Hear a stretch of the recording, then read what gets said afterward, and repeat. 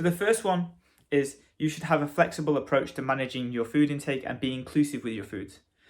As you do a dieting phase, you may have to reduce food intake, which then reduces food sources. So like the likelihood, you've heard it, you may potentially have to go low carb, or you may have to go on lower fat, which changes your food sources. Now, when you're dieting and you haven't been in that headspace or exposed to that before, you may get in that realm of thinking that this is the way that you need to eat for the rest of your life to keep you in the shape that you want. But what we need to realize is that what you did to get down there in a diet isn't what maintains you, and it isn't what continues on with the rest of your life. Now, there is a bit of fear when it comes to it. A lot of people that put a lot of work into getting in amazing shape will go, I don't want to lose this, so I'm just going to stick to what I know, which got me down to this diet. That's why a lot of people in the dieting phase will redo like yo-yo dieting techniques like Cambridge diet, because they're attracted to that 10 kilo loss that they got from it. But what gets you down in a diet isn't what keeps you in a lifestyle. So what we need to do, and to stop disordered eating, to stop you having this mindset of limiting beliefs where you're like, I can only eat this, or I can't have that food, or that food is bad or good. What we know is that there is no good or bad food. There's better food for certain elements because there's context. Like, if you're going to eat loads of bananas, you get loads of potassium, which is great. Or you're going to eat loads of vegetables, it has loads of fiber in, which is great. You have like cereal or Cocoa Pops, it's great for tasting food, and that's also a variable too. So what we do is, going through this next Living with Autonomy standards, you're focusing on increasing your depth of flexibility within your nutrition plan.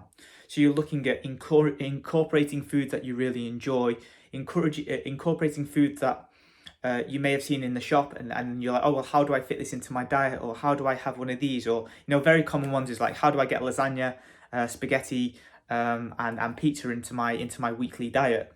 Because normally there'll be like a takeaway at the weekend, maybe someone will make a spaghetti bolognese, or someone will have like a lasagna homemade. How do you get those foods into your diet? And you'll go through that coaching process of understanding how you can do that with your coach, which broadens your ability to be flexible with your food intake. And you're guided through that as well. You're not just let to a point of like, oh yeah, just go and eat half a lasagna. That's not the point. We want to teach you how to fish so you can eat for the rest of your life type of mentality. As well as that is that you will need to learn to eat. A good quote is, you can eat anything, but not everything. So you can take any foods that you really enjoy, and there'll be a trade-off. If you eat loads of shitty processed foods, you'll still hold your body weight, but you'll probably not feel great. And there's a balance between feeling good and wanting to feel healthy and all these type of things that you'll have to manage as you go through that spectrum of having more flexibility. But you can eat any foods, just not everything. We need to stay within something called a flexible constraint.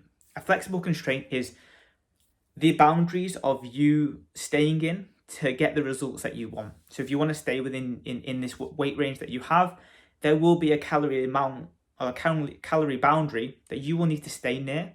If you go too far over, you start gaining body fat. If you go too far under, you're going to start losing fat again, and then go through a process of dieting, which isn't going to be particularly nice.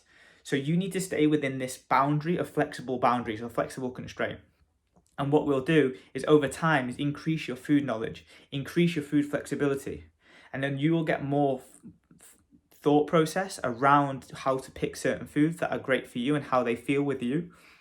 And then once you do that, as long as you have that high level view of these are my constraints, you will stay where you need to go and manage that weekly, manage that monthly. Not every day has to be the same amount of calories. You can go through waves of having more at weekends, less during the week, but ultimately those constraints have to be there. As much as we wouldn't want to have constraints, if you want to stay in decent shape and not be where you were before, there's a boundary to how much you can eat and boundary to how much exercise you can't do. You've got to keep up some level of activity to keep where you need to be. So those boundaries will keep you in place to align with these new standards that you have for yourself, the new body weight that you have for yourself, and the new life that you've got. So being able to find that flexible route is very, very important. The opposite to that is called a rigid boundaries, which is like, I've got this meal plan and I need to stick to it for the rest of my days. Otherwise, if I go off plan, I'm going to gain fat. That isn't going to end well. Obviously, that normally ends in the fuck it mentality, where you go off plan with one small thing and then the rest of the day just goes by and you just eat whatever you want, and the accountability for yourself just goes by the window, which is not what we want. We want that ability to have room to maneuver, have the ability to have any types of food and not say to yourself, oh, that's bad, so therefore when I eat it I feel crap, and therefore I then go and eat whatever I want because fuck it. So what you'll do there is you'll increase the level of variety that you have, increase the boundaries that you have, and then be left with, at the end of it, with a rough amount of calories that you'll need to eat daily, a rough amount of protein that you'll need to eat daily, and then based on your work with your coach, you will look at how much carbohydrates is best for you and how much you like enjoying eating, or how much fat that you like to eat, and keeping those metrics around and just making better life decisions so that you're set up for the long term for yourself.